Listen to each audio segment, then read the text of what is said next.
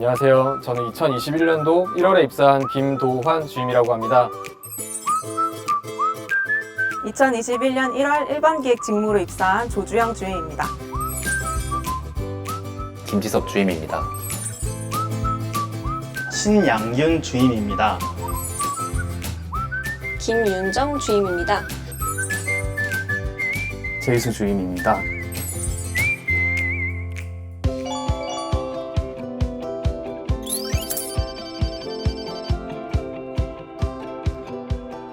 사실 금융보안원은 온라인상에 정보가 많지가 않아가지고 입사할 때까지 급여나 복지 수준을 알기가 좀 어려웠어요. 급여 수준을 보았을 때 제가 생각했던 것보다 굉장히 그 수준이 높아서 놀랐던 기억이 납니다. 신입 직원 기준으로 보면 적어도 급여나 복지 수준에 있어서는 충분히 만족할 수 있는 회사라는 걸 말씀드리고 싶어요.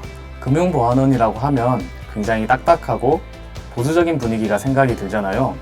하지만 제가 3개월간 일해본 결과 굉장히 유연하고 합리적인 조직 문화를 갖춘 회사라는 생각이 듭니다. 직원들의 원활한 의사소통과 협업을 통해서 업무가 진행됩니다.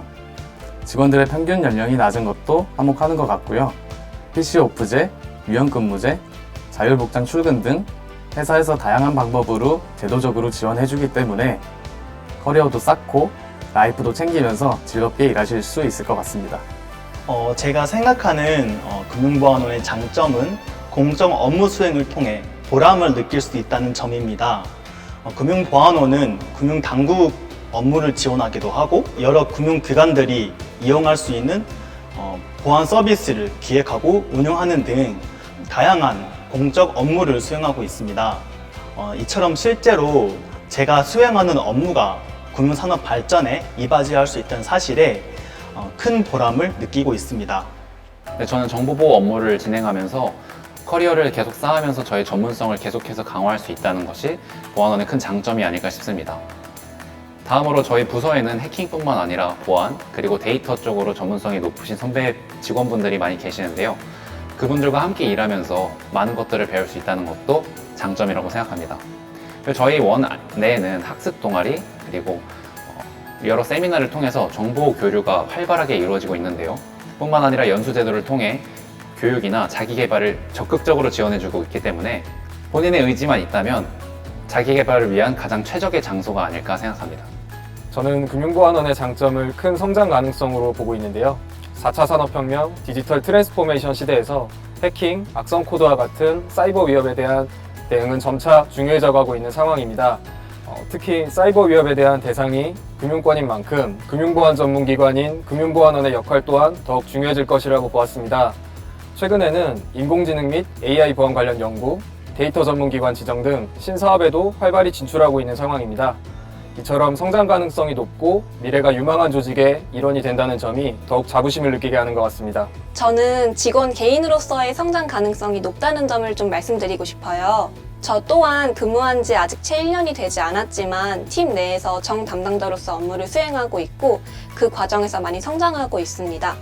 물론 좀 어려운 일도 많긴 하지만 그때마다 선배님들께서 많이 잘 도와주셔가지고 무사히 일을 잘 처리할 수 있었습니다.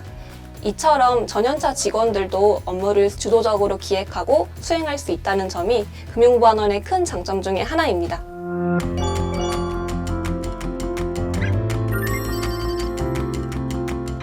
저는 자격증이 많이 없는데 합격을 한 거 보면 아무래도 자격증은 많이 중요한 것 같지는 않습니다. 물론 동료 직원들을 보면 정보처리 기사나 정보보안 기사, C사 같은 여러 자격증들이 많지만요. 아무래도 취약점 분석 평가 업무나 악성 코드 분석 업무를 하기 위해서는 밖에서 CTF를 하거나 워게임을 많이 풀어본 실무 경력이 많으신 분들이 유리합니다. 그리고 또 하나 팁을 드리자면 금보원에서 매년 주최하는 피에스타라는 해킹 방어 대회가 있는데요.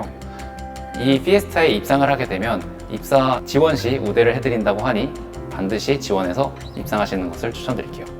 저는 꼭 보안 관련 역량보다는 IT 개발 역량이나 관련 경험도 충분히 경쟁력이 있다고 생각합니다. 현재 금융보안원에서 정보공유 포털, FCTI, 레그테크 포털, 데이터 거래소 등 많은 사이트를 운영하고 있기도 하고 아무래도 개발 역량이 뛰어난 분들은 좀 보안 업무에도 잘 적응할 수 있기 때문입니다. 저의 경우에도 이전 직장에서 수행했었던 웹개발 경험이 좀 합격에 큰 도움이 되었던 것 같습니다. 자기소개를 쓸 때 중요한 건 덜어내기라고 생각해요. 나를 명확히 드러내는 글을 쓰고 싶다면 이것저것 많이 담는 것보다는 강조하고 싶은 내용만 클리어하게 전달하는 게 중요하다고 생각합니다. 자기소개서에서 중요한 건 아무래도 질문에 본인의 경험을 잘 녹여내야 되는데 자칫하다간 본인이 무슨 일을 했는지만 적을 수가 있습니다. 얼마나 많은 일을 했는지도 물론 중요하긴 하지만 어떻게 그 일을 했는지에 포커스를 두고 자기소개서를 작성하면 좋을 것 같습니다. 필기 문제 난이도가 상당히 높게 출제되고 있고 약술형이나 논술형 등 다양한 유형으로 출제되고 있기 때문에 단순히 개념을 암기하시는 것보다는 전산학 출제 범위 내에서 기초 개념과 심화 내용을 정확하게 이해하고 응용하는 것을 꾸준히 연습한 것이 도움이 많이 되었습니다. 이론서나 기본서 바탕으로 공부하되 정보처리 기사와 정보보안 기사, 기출문제를 참고하기도 했습니다. 저는 컴퓨터 공학을 전공하지 않았기 때문에 다른 지원자에 비해 추가적인 필기 공부 시간이 필요했습니다. 따라서 1년간의 휴학 기간 동안 전산학을 공부했습니다. 우선 기본적인 전산학 지식을 쌓기 위해 정보 처리 기사와 구급공무원 수준의 전산학을 공부했고 또한 해당 이론에 대한 기출 문제를 풀어봄으로써 기본적인 지식을 습득했습니다. 또한 데이터베이스론과 자료 구조론의 경우에는 7급 공무원 수준으로 공부했고 정보 보안 기사 취득 과정에서 정보 보안과 네트워크의 전반적인 지식을 습득했습니다.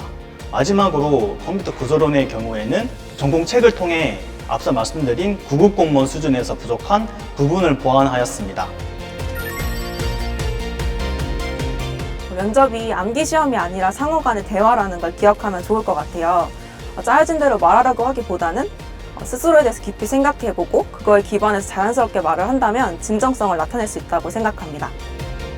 저는 금융보안원에서 발간된 단연간의 연차 보고서를 보면서 금융보안원이 어떤 서비스를 제공하는 곳이고 또 어떤 방향성을 가지고 나아가고 있는지 파악하려고 노력했습니다. 이후에는 제가 가진 역량 중 어떤 역량이 금융보안원의 업무에 기여할 수 있을까 고민하며 준비했습니다. 물론 사전에 면접을 완벽하게 준비하는 것도 중요하지만 겸손한 마음가짐으로 솔직하게 면접을 보는 것이 더욱 중요할 것 같습니다.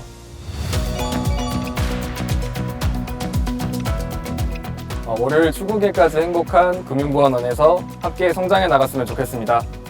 감사합니다. 지금은 많이 막막하고 힘드시고 포기하시고 싶을 때도 많겠지만 포기하지 마시고 끝까지 오셔서 원에서 함께 일할 수 있었으면 좋겠습니다. 화이팅입니다.